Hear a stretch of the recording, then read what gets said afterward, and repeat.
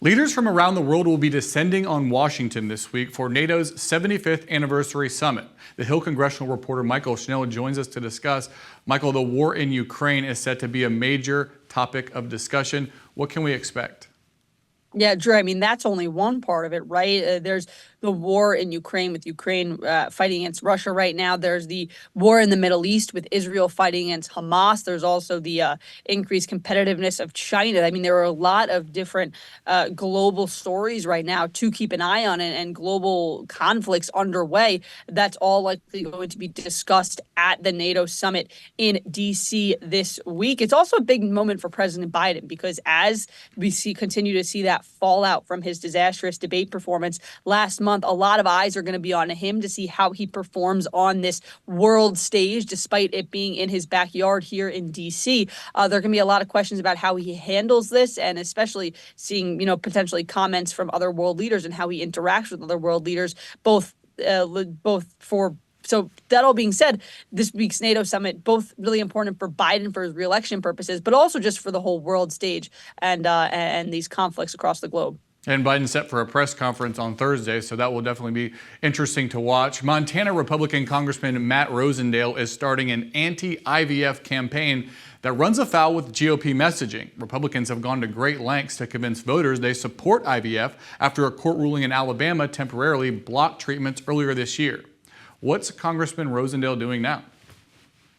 Yeah, essentially what Rosendale has been doing is he's become one of, if not the most vocal opponent of IVF treatment, in vitro fertilization. He put up signs, hung anti-IVF posters outside his office. He's called IVF, quote, morally wrong. He's proposed anti-IVF amendments to different pieces of legislation.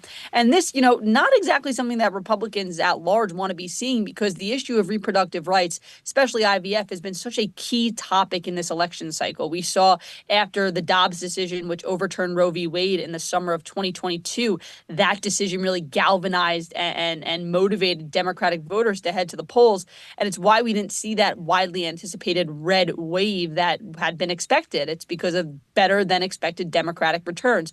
Democrats are hoping that keeping the focus on reproductive rights, including IVF, will help again put the wind behind their backs ahead of November, both for the presidential race and the down ballot races, because they have tried to paint Republicans as being extreme on this issue. Now, I'll note a large number of Republicans are supportive of IVF treatment. We've heard that from a number of Republicans, both leaders and rank and file.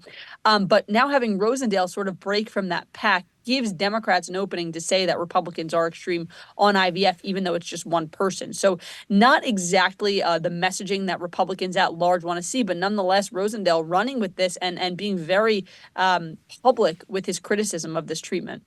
All right. This procedure, rather. All right. Well, thank you so much. Mychael Schnell. Thanks, Drew.